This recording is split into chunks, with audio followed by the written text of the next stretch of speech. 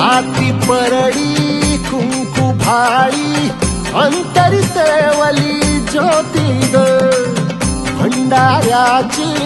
मुठ उधळली पाप जळली कोटी ग सेवेसाठी आलो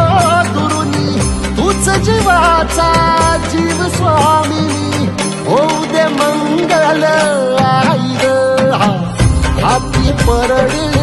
कुंकू भाळी अंतरी तेवली ज्योती ग